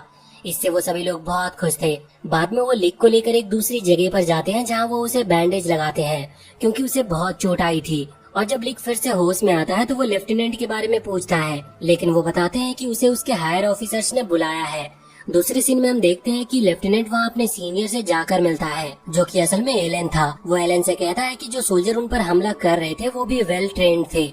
इस पर एलन बताता है कि हाँ, तुमने सही कहा, वो सीक्रेट अथॉरिटी के सोल्जर्स हैं, जो कि हायर पावर के लिए काम करते हैं, लेकिन उनके बारे में किसी को अभी तक पता नहीं, क्योंकि ये चीज एक सीक्रेट रखी गई है। साथ ही उसे कहा जाता है कि वो उनके रास्ते में न आए, वरना बाद में उसे ही प्रॉब्लम होगी। अब अगले सीन में हम देखते हैं कि लेफ्टिनेंट जब वहाँ पर वापस लौट कर आता है तो लिक समझ चुका था कि उसे वहाँ पर क्यों बुलाया गया है, लेकिन बाकी सब ये चीज समझ नहीं रहे थे। हालांकि लिक जानता था कि लेफ्टिनेंट उसे पकड़ कर ले जाएगा, और असल में लेफ्टिनेंट को यही ऑर्डर मिले थे, और अगर वो ऐसा नहीं करता तो उसके स्टार काउंट गिरा दिए जाएंगे और उसे छोटी रैंक पर डिमोट कर दिया जाएगा। ये सुनने के बाद सभी लेफ्टिनेंट को रोक रहे थे, लेकिन वो उन्हें दूर हटा देता और लिक को ले जाने लगता है।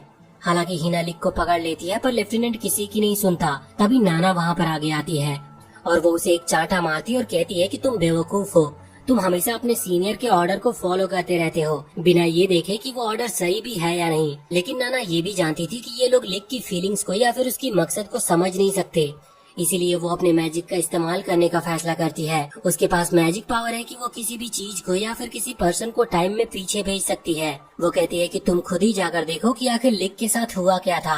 मैं तो कभी पास्ट को बदल नहीं सकती, लेकिन अगर तुम कर पाओ तो तुम करो। और इसके बाद वो उन सभी को वहाँ से लिख के पास्ट में भेज देती है। वैसे वो 300 साल पहले आ चुके थे और आज वो दिन था जिस दिन इस मिलिट्री स्कूल की ओपनिंग सेरेमनी होनी थी और सभी को हॉल में इकट्ठा किया गया था। वो सभी लिक को देखते हैं, लेकिन लिक अभी के हिसाब से बहुत ही ज्यादा अलग दिख रहा था, क्योंकि उसके बाल भी ब्लैक थे। हालांकि ये लोग तभी से अपना काम शुरू कर देते हैं। ये इन्फॉर्मेशन निकाल रहे थे कि यहाँ चल क्या रहा है। एक कंप्यूटर में इन्हें एक मेटेराइट गिरता हुआ दिखता है। यही वो पावर है जिसे ये लोग ऑल थिंग कहते हैं। लेकिन ये देखने के बाद सभी लोग हैरान हो चुके थे, क्योंकि इन्हें पता चलता है कि उनकी जो दुनिया 300 साल बाद है वो असल में ऑल थिंग ने बनाई ही नहीं है। ये लोग समझ चुके थे कि जो एल्सा है, मतलब कि जो उनका घर है, वो ऑल थिंग के आने के बहुत टाइम बाद क्रिएट हुआ है। इसका मतलब उसे ह्यूमन ने ही बनाया है। वैसे वो यहाँ पर अच्छे टाइम के लिए रुकते हैं। इसी बीच हमें वो दिन दिखाया जाता है जब सभी लोग जंगल में गए थे। वहाँ पर सभी ने फैसला किया था कि वो एक ऐसी आर्मी क्रिएट करेंगे जो किसी को खत्म नहीं करेगी, और यहाँ पर मेलबन उन्हें इनकरेज कर रहा था। हालांकि लेफ्टिनेंट उसके इंटेंशन को समझ जाता है। उसे लगता है कि जरूर मेलमन कुछ छुपा रहा है। बाद में वो मेलमन पर नजर भी रख रहा था। उसे पता चलता है कि मेलमन किसी एस प्रोजेक्ट पर काम कर रहा है, जिससे उसे बाकी इन्फॉर्मेशन मिलती है कि वो कुछ एक्सपेरिमेंट करने वाले हैं। इससे लेफ्टिनेंट का शक और भी ज्यादा पक्का हो चुका था। हालांकि डर कर वो घुटने के बल भी गिर जाता और उसकी आवाज वहाँ अंदर तक आती है। एलन वहाँ आने ही वाला था, पर तभी नाना वहाँ पर आती और लेफ्टिनेंट को अपने साथ ले जाती है। वहाँ पर कुछ देर बात करने के बाद लेफ्टिनेंट को पता चलता है कि असल में वो नाना है, क्योंकि यहाँ पर वो फ्यूचर वाली नाना से बहुत ही ज्यादा अलग लग रही थी। नाना उसे कई सारी बातें बताती है, जैसे कि वो 7वीं एज थी, मतलब इससे पहले भी बहुत सारे बच्चों पर इस प्रोजेक्ट को टेस्ट किया गया था।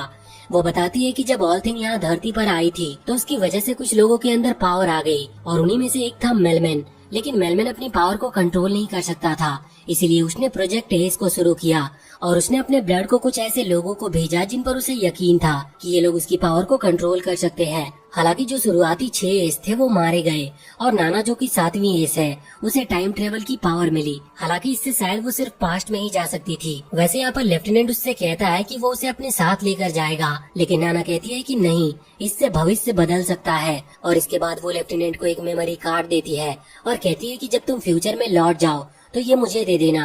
वैसे अभी ये लोग यहाँ पर सिर्फ लिक के पास्ट को देखने के लिए आए थे, पर ये चाह रहे थे कि ये किसी तरह से उसके पास्ट को चेंज भी करे। अभी नाना को याद था कि लिक ने सबसे पहले लोगों को खत्म तब किया था जब उस पर उस एस प्रोजेक्ट को स्टार्ट किया गया और जब वो वॉर हुई थी। इसीलिए अब जैसे ही वो वॉर स्टार्ट होती है, ये उसकी मदद करने के लिए आते हैं। लेकिन हमें याद है कि उस टाइम लिक की स्पीड इतनी ज्यादा थी कि उसे कोई देख भी नहीं पाया था, और फिर से सब कुछ वैसा ही होता है। लिक फिर से उन लोगों को खत्म करता और बाद में वहाँ से भागकर खुद को कोसता है कि उसने आखिर ऐसा क्यों किया। हालांकि फिर वो खुद को ये भी समझा चुका था कि अब वो अपने दोस्तों की मदद करेगा और सबको खुद ही मारेगा, जिससे कि उसके दोस्तों को किसी को मारना ना पड़े। हालांकि इसी फैसले ने उसे एक किलर बना दिया था।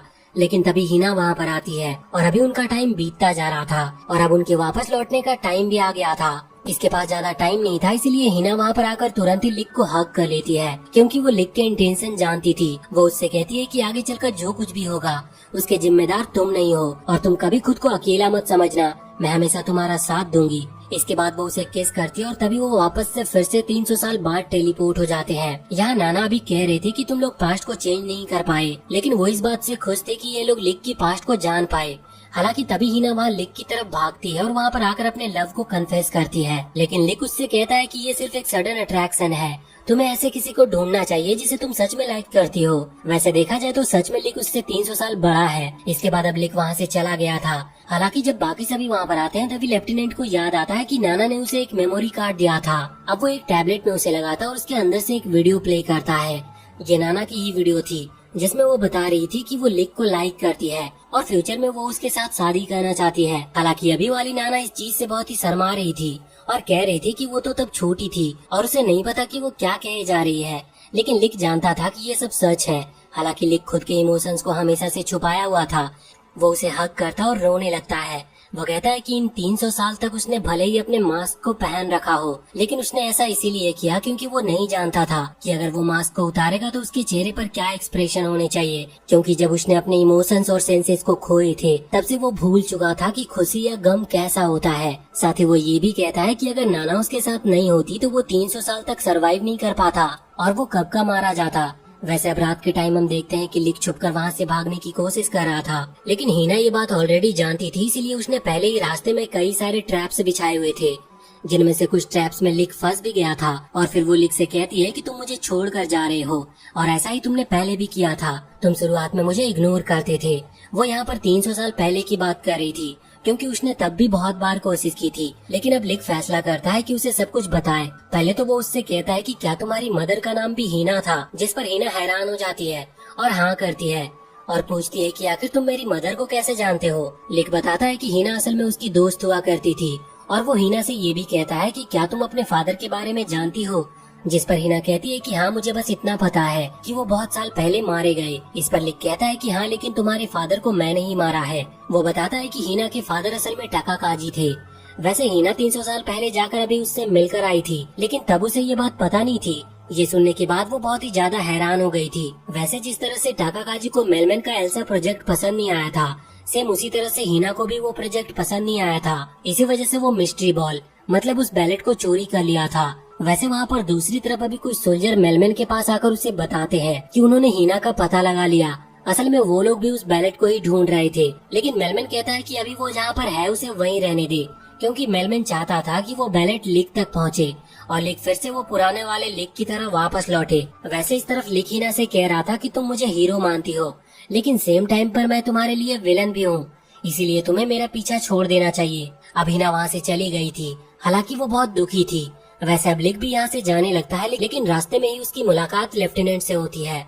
वो उससे कह रहा था कि देखो मुझे नहीं पता कि तुम इस बैलेट को यानी कि इस मिस्ट्री बॉल का क्या करने वाले हो, लेकिन अगर सच में तुम एल्सा यानी कि हमारे घर को तबाह करने वाले हो तो मुझे तुम्हें रोकना होगा, क्योंकि मैं भी इसी जगह का रहने वाला हूँ। साथ ही वो ये भी कहता है कि वो दोस्ती को ज्यादा नहीं मानता, लेकिन उसे बाकी सबकी चिंता है और वो सभी लिक को अपना दोस्त मानते हैं। इसीलिए वो पूछ रहा था कि क्या तुम इस बार भी अपने दोस्तों को धोखा दोगे जैसे तुमने 300 साल पहले किया था। लेकिन इस पर लिक कहता है कि नहीं, मैं सिर्फ यहाँ से इसीलिए जा रहा हूँ क्योंकि अगर सच में वॉर होती है और अगर वो मेरे साथ रहते हैं तो इससे उनकी जान को खतरा होगा। पर इस बात से लेफ्टिनेंट को गुस्सा आता है। वो लिक पर चिल्लाते हुए कहता है कि आखिर वो कब तक हर चीज को खुद करने का फैसला लेगा। वो सबके लिए खुद के दिल को भारी बना रहा है और वो सारा ब्लेम खुद के ऊपर लेता जा रहा है, जबकि ऐसा नहीं है। हालांकि उनके विचार नहीं मिलते, लेकिन लेफ्टिनेंट लिक के बारे में अच्छा ही सोचता है, लेकिन उन दोनों के ही रास्ते अलग थे।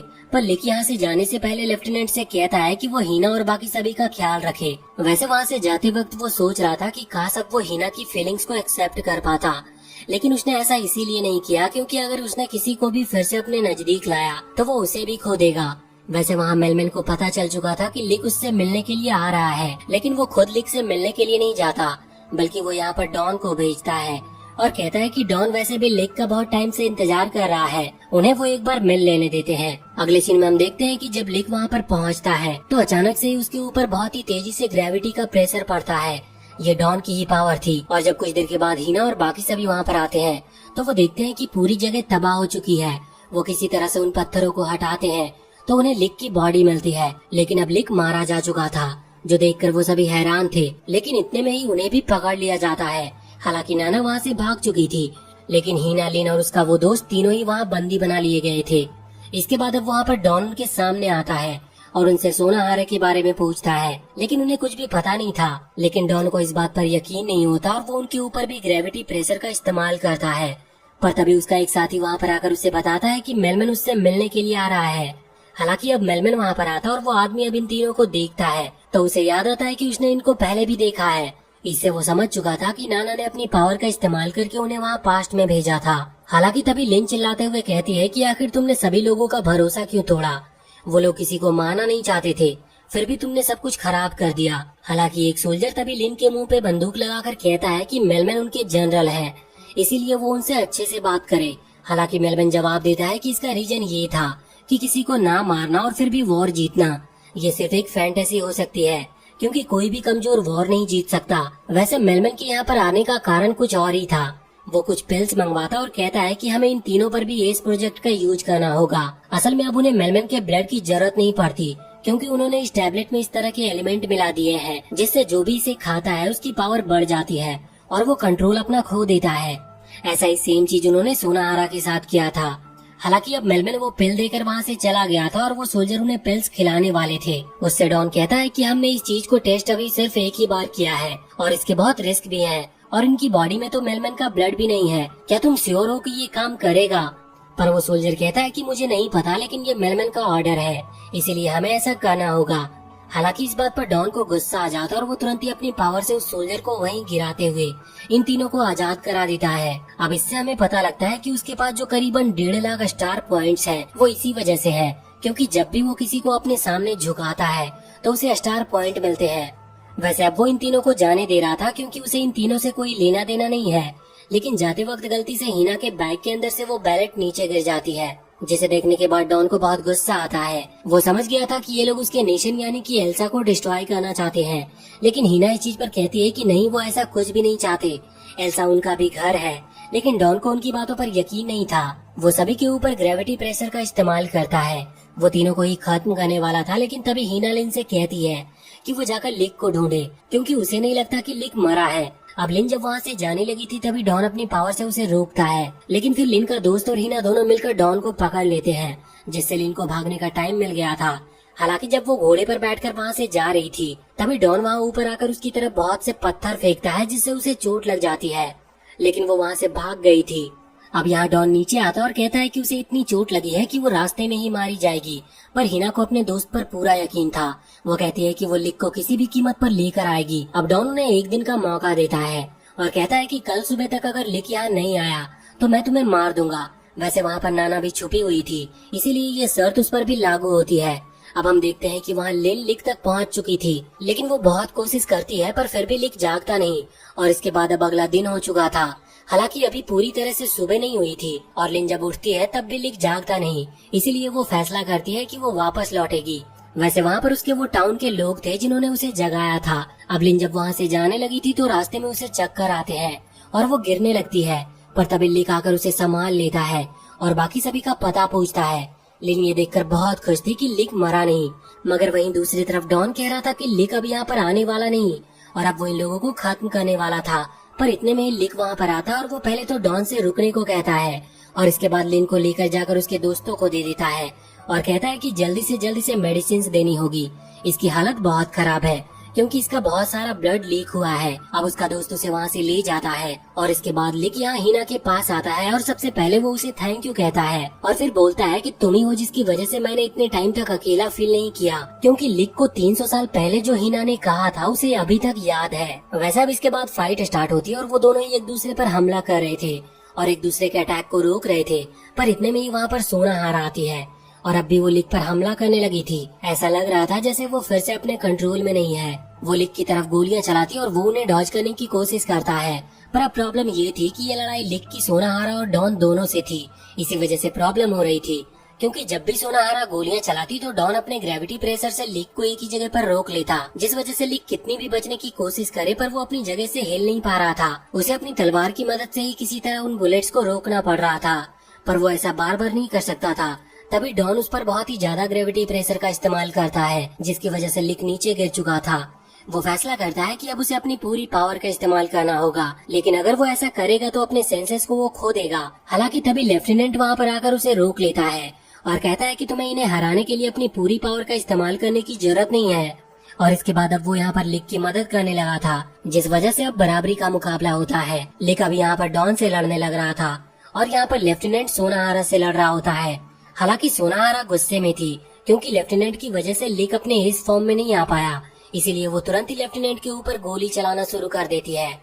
लेकिन लेफ्टिनेंट को उससे कुछ होता नहीं। वो पहले से ही जानता था कि सोनाहारा के ऊपर उन ड्रग्स का असर हुआ है, इसीलिए वो नहीं जानती कि वो क्या कर रही है, लेकिन अंदर ही अंदर वो किसी को चोट नहीं पहुंचाना चाहती, जिस वजह से उसकी गोलियां असर नहीं कर रही। हालांकि सोनाहारा ये मानने को तैयार नहीं थी। वो गोली चलाती रहती है और लेफ्टिनेंट धीरे धीरे आगे बढ़ता है और जब वो सोनाहारा के करीब पहुंच जाता है तो सोनाहारा फाइनली एडमिट करती है कि वो किसी को नहीं मारना चाहती। उसे नहीं पता कि उसके हाथ अपने आप कैसे चल रहे हैं और जैसे ही वो ऐसा कन्फेस करती है तो उसके ऊपर से उस ड्रग का असर खत्म हो जाता है। जो देखने के बाद डॉन यहाँ पर हैरान था क्योंकि सोनाहारा एक तरह से हार चुकी थी, पर डॉन अभी तक हारा नहीं था। इसके बाद उन दोनों में लड़ाई होना शुरू होती है। डॉन अभी लिक से इस बात से गुस्सा था कि लिक ने जो प्रॉमिस किया था कि वो एक ऐसी आर्मी बनाएगा जिससे कोई किसी को नहीं मारेगा, वो प्रॉमिस को वो पूरा नहीं कर पाया। हालांकि डॉन उस आर्मी का हिस्सा नहीं था, लेकिन फिर भी वो बाकियों के लिए गुस्सा था। पर लिक उससे कहता है कि अगर सच में वो अभी भी एक ऐसी आर्मी बनाना चाहता है तो लिक उसका साथ देगा क्योंकि उसके पास अभी नए साथी हैं। लेकिन डॉन को अब लिक पर भरोसा नहीं है, इसी वजह से वो उसके ऊपर हमला करता रहता है। लिक उसके अटैक को डॉज करने की कोशिश कर रहा था, पर तभी डॉन अपनी पूरी पावर से एक ब्लैक होल क्रिएट कर देता है और वो ब्लैक होल लिक को अपने अंदर खींच लेता है। अब जब लिक की आंख खुलती है तो वो देखता है कि वो एक ऐसी जगह पर है जहाँ पर कई सारे लोगों के स्कल पड़े हुए थे और यहाँ पर वो सारे मास्क भी थे जो कि शुरुआत में लिक को मिले थे। इनमें से एक मास्क तो उसका खुद का था। वो मास्क लिक से कह रहे थे कि वो अगर किसी को नहीं मारना चाहता है तो वो यहीं पर रुक सकता है, लेकिन लिक को यहाँ से निकलना था। हालांकि जब लिक उस मास्क पर हमला करता है तो इससे कुछ होता नहीं क्योंकि वो फिर से रिक्रिएट होते जा रहे थे। साथ ही वो ऐसी बातें कर रहे थे जिससे लिक को बुरा लगे और वो यहाँ से जा ही ना पाए। जैसे ही वो ये कहते हैं कि तुम्हारा ही आइडिया था कि एक ऐसी आर्मी बनाई जाए जो किसी को खत्म ना करे, लेकिन तुम उस आर्मी के लीडर होकर भी खुद एक किलर बन गए। साथ ही वो मास्क उससे ये भी कहते हैं कि तुम जिसे अपना सबसे अच्छा दोस्त मानते थे, तुमने खुद उसको खत्म कर दिया। यहाँ पर वो अभी टाकागाजी की बात कर रहे थे। इससे लिक इतना ज्यादा डिमोटिवेट हो चुका था कि वो अपनी तलवार वहीं पर छोड़ देता है। पर अब तभी उसे हीना की आवाज सुनाई देती है जो कि उसे वहाँ पर बाहर बुला रही थी। वहाँ बाहर सभी को यकीन था कि लिक वापस लौट कर आएगा, लेकिन डॉन कह रहा था कि ऐसा हो ही नहीं सकता। हालांकि तभी वहाँ अंदर हम देखते हैं कि लिक ने अपनी तलवार फिर से उठा ली थी। उसकी तलवार यहाँ पर ग्लो करने लगी थी और उसकी मदद से लिक उन सभी स्कल्स को एक साथ काट देता है, जिसके बाद एक बार फिर से वो वापस बाहर आ चुका था। यहाँ वो डॉन से कहता है कि मैं अपना प्रॉमिस अभी तक भूला नहीं हूँ। मैं क्लास ए को जो प्रॉमिस किया था वो पूरा करूँगा। मैं सच में एक ऐसी आर्मी बनाऊंगा जिसे कभी किसी को मारना ना पड़े, और अगर तुम चाहो तो तुम भी इसमें मेरा साथ दे सकते हो। और इतना कहते हुए वो डॉन पर हमला करता है और उसे वहाँ से दूर फेंक देता है, जिसके बाद डॉन हार चुका था और सभी खुश थे कि लिक फिर से लौट कर आ गया। और बस इसी के साथ ये सीजन और ये पार्ट यहीं पर एंड होता है। तो इसका अगला सीजन भी अगर होगा तो उसे भी हम जरूर एक्सप्लेन करेंगे। तब तक के लिए अगर वीडियो अच्छी लगी हो तो चैनल को सब्सक्राइब करके बेल आइकन जरूर दबा लें और कमेंट सेक्शन में हमें बताएं कि आपको ये वीडियो कैसी लगी।